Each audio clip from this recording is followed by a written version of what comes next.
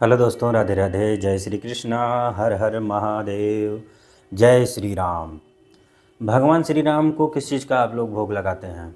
भगवान श्री राम जी को पहली बात तो भोग लगाते समय भूल कर भी यह गलती ना करें। भगवान श्री राम को जिस चीज़ का आप भोग लगा रहे हैं, पहली बात तो उसमें लहसुन और प्याज नहीं होना चाहिए। उस भोजन में लहसुन और प्याज नहीं होना चाहिए। अब आप कहेंगे तो हमारे घर में लहसुन और प्याज ही यूज होता है, तो उनके लिए क्या व्यवस्था की जाए? अब ये तो नहीं है कि एक ही चीज़ का आप रोज़ रोज़ भोग लगाते रहेंगे, रोज़ रोज़ भोग लगाते रहेंगे। ऐसा नहीं करना है। अगर आप सुबह में बिना लहसुन प्याज के जो है कि उनको भोग लगाना चाहते हैं, तो सुबह में दाल रोटी का लगाइए। शाम को भोग लगाना है तो शाम को जो है कि दूध और रोटी का भोग लगाइए। इन चीज़ों में कहीं भी लहसुन और प्याज का प्रयोग नहीं किया गया है, इसलिए इन चीज़ों का ही भोग लगाना चाहिए। अपना जीवन सफल बनाना चाहते हैं, सार्थक बनाना चाहते हैं, तो इन बातों का ध्यान आपको ज़रूर रखना होगा।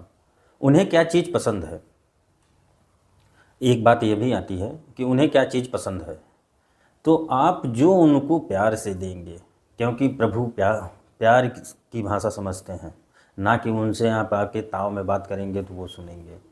प्रभु सबकी सुनते हैं, सबकी भाषा जानते हैं। एक गूंगा भी है, वह भी बोलेगा तब भी प्रभु सुन लेंगे। इसलिए जो प्रभु से आपको कहना है, किसी इधर उधर से कहने से बढ़िया है कि आप प्रभु से कहिए, आपकी सारी बातें सुनेंगे। चलिए हम लोग कथा में चलते हैं। जय श्री राम। अयोध्या की 6वीं रात्रि थी। सुमंत जी के आने के 6 दिन पहले राम जी गए थे। महाराज इस आशा में प्राण को रखे थे कि कहीं राम वापस आ जाए। जब सुमंत जी को अकेले महाराज ने देखा तो महाराज छटपटाने लगे और अपने को कोसने लगे। अरे दशरथ, राम को गए 6 दिन हो गए और तुम्हारा प्राण इस शरीर से अब तक नहीं गया। अब इससे अधिक कौन सा कष्ट, विरह, दुख जीवन में आएगा कि ये प्राण त्याग करेगा शरीर का। हे राम, आपको देखे बिना मैंने बहुत जी लिया। हे लक्ष्मण, हे वैदेही, आपको देखे बिना मैंने बहुत जी लिया। और ऐसा प्रतीत हो रहा है कि मानो महाराज 6 दिन में प्राण नहीं निकले, इसलिए प्रायश्चित कर रहे हो और एक एक दिन के बदले एक एक बार राम जी का नाम लिया। 6 बार राम राम कही, राम कही, राम राम कही, राम तन परिहरि रघुबर बिरह, राम गयो सुरधाम। 6 बार मुख से राम राम राम राम राम राम शब्द का उच्चारण करके आपको बताऊं महाराज ने कैसे प्राण का त्याग किया। ये सफेद रंग का कुर्ता है ना, इसमें यदि कोई काले रंग का तिनका बैठ जाए, तिनका तिनका समझते हैं ना, तिनका अच्छा लगेगा? नहीं लगेगा ना। तो जैसे तिनका दिखाई पड़ते, जितनी शीघ्रता से लोग तिनके का त्याग करते हैं, उसी प्रकार महाराज ने अपने प्राण का त्याग कर दिया तिनके की भांति। तन परिहरि रघुबर बिरह, राव गयौ सुरधाम। माताएं बिलाप करने लगी हो। गुरुदेव भगवान आए, ज्ञान उपदेश करके नौका में तेल भर करके और महाराज के शरीर को उसमें रखा। क्यों रखा? अग्नि देने के लिए कोई संतान नहीं है घर में। राम लक्ष्मण जी वन में गए हैं, भरत शत्रुघ्न जी ननिहाल में है।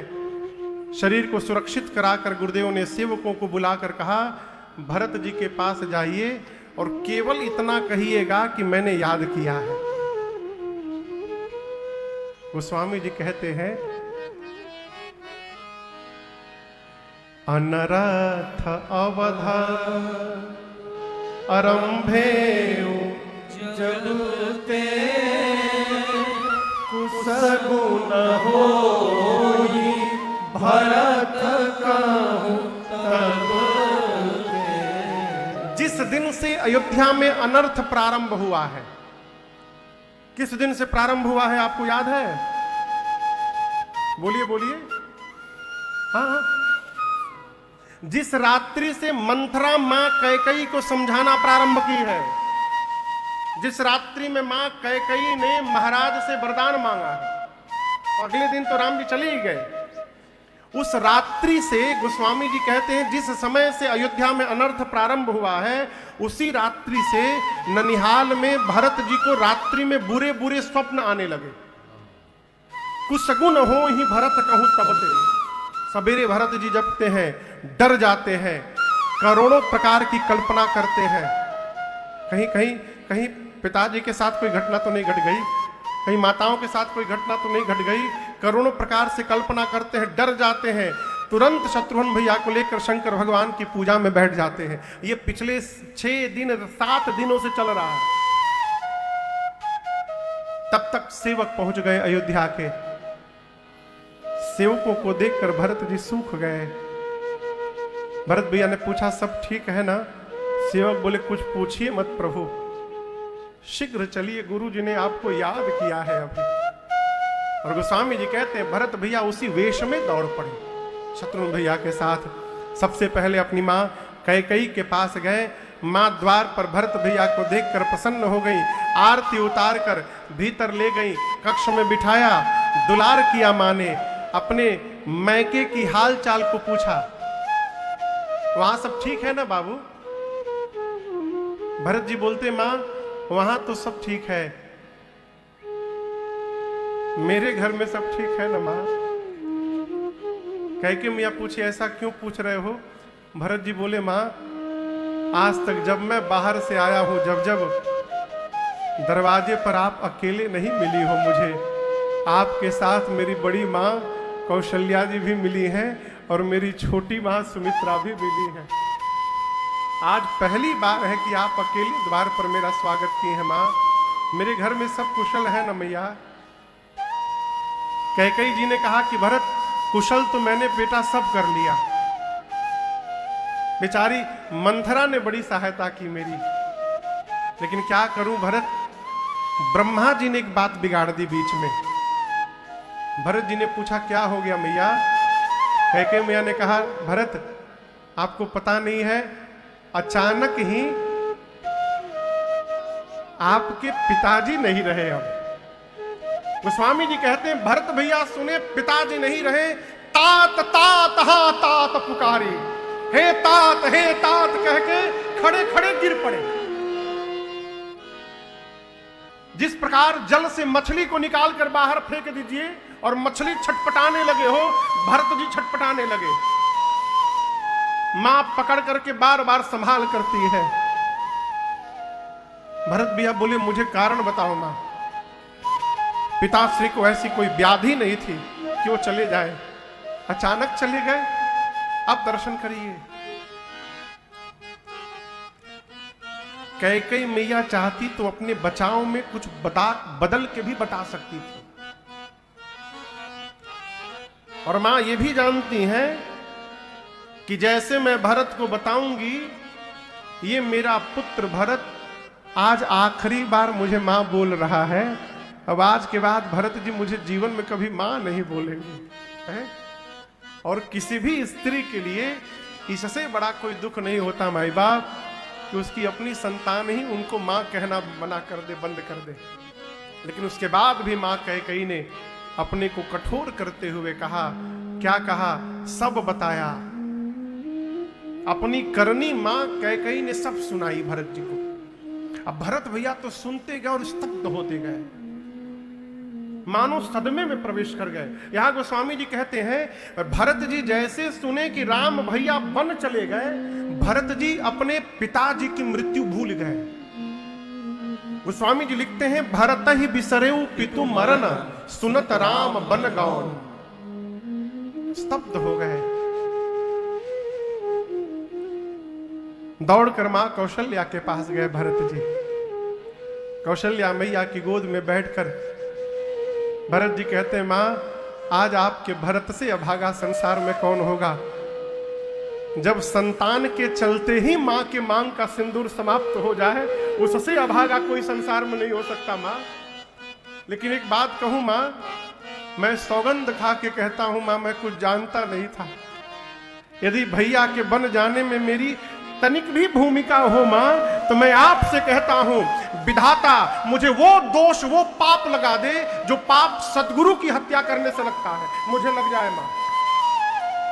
जो पाप माता पिता की हत्या से लगता है, मुझे मिल जाए। जो पाप गौ हत्या से लगता है, मुझे मिल जाए मां। अब भरत जी बोलना प्रारंभ किए और बोलते बोलते 28 पाप बोल गए। ये सारे पाप मुझे लग जाए। कौशल्या मिया ने भरत जी से कहा, भरत सूर्य को देखे हो ना, सूर्य के आने से अंधकार समाप्त हो जाता है। लेकिन मैं एक बात कहना चाहती हूं, ये संभव है भरत कि किसी दिन अंधकार ही सूर्य को समाप्त कर देगा। ये संभव है। मच्छर के फूंकने से सुमेरु पर्वत उड़ जाएगा, संभव है। जल से निकलने के बाद मछली मरेगी नहीं, जीवित रह जाएगी, ये संभव है। धरती अपने क्षमा तत्व का त्याग कर देगी, ये भी संभव है। लेकिन एक बात कहूं, मैं जानती हूं, मेरा भरत अपने भैया राम के विरुद्ध जाकर कोई व्यवहार कर दे, ये किसी युग में संभव नहीं है भरत, ऐसा कदापि नहीं हो सकता है? रात भर भरत जी मां की गोद में बैठे रहे और यही कहते रहे, मां मोर जन्म रघुबर बन। एक बात मैं जान गया मां, मेरा जन्म ही भैया को वन भेजने के लिए हुआ है। रात भर रोते रहे। सवेरे गुरुदेव भगवान आए। सरजू जी के तट पर चंदन की लकड़ी की चिता सजाई गई। महाराज के पार्थिव शरीर को चिता पे रखा गया और गुरुदेव की आज्ञा प्राप्त होते ही भरत भैया ने पिताजी को मुखाग्नि दिया। दशगात्र हुआ। 10 दिन बीतने के बाद त्रयोदश संस्कार हुआ। तिरही गुरुजी बताते थे एक प्रकार से, भरत जी उसको 1000 प्रकार से करते थे। भरत जी ने पिताजी का श्राद्ध कर्म ऐसा किया, गोस्वामी जी कहते हैं 1 लाख मुख से उसकी प्रशंसा नहीं की जा सकती। महाराज के श्राद्ध कर्म के बाद अयोध्या में 4 दिन बाद श्रद्धांजलि सभा बैठी। गुरुदेव भगवान ने भरत जी को समझाना प्रारंभ किया, भरत विधाता ने मनुष्य को सब कुछ दिया, लेकिन 6 वस्तुओं पर ब्रह्मा जी अपना अधिकार रखें। हानि, लाभ, जीवन, मरण, जश और अपयश, ये हमारे आपके हाथ में नहीं है। गुरु जी बोले, भरत मैं कहता हूं, आपके पिता जैसा पिता न कभी था, आपके पिता जैसा पिता न धरती पर है, न आपके पिता जैसा पिता कभी होने वाला है?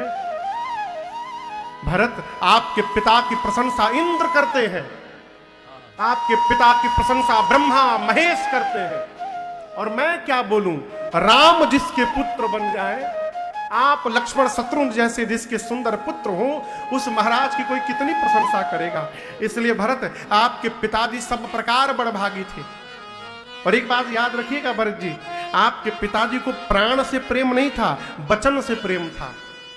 यदि महाराज को प्राण से प्रेम होता तो वो प्राण बचा लेते, वचन छोड़ देते। लेकिन महाराज ने प्राण का त्याग किया, वचन का त्याग नहीं किया। एक वचन मानकर आपके भैया बन चले गए, दूसरा वचन मान के भरत जी आप राजा बन जाइएगा। यहाँ पर है? कोई बुरा नहीं कहेगा, राम जी भी प्रसन्न हो जाएंगे। हम तो कहते हैं भरत जी अभी आप राजा बन जाइए। 14 वर्ष बाद जब राम जी आएंगे तो उनकी सत्ता राम जी को सौंप करके सेवा करिएगा। भरत जी एक बात जानते हैं, क्या? लेते समय जो मन रहता है ना, देते समय वो मन नहीं रहता है। इसको प्रैक्टिकल कभी सोचिएगा। किसी से 10,000 रुपया उधार ले लीजिएगा, 1 महीने बाद लौटाइएगा।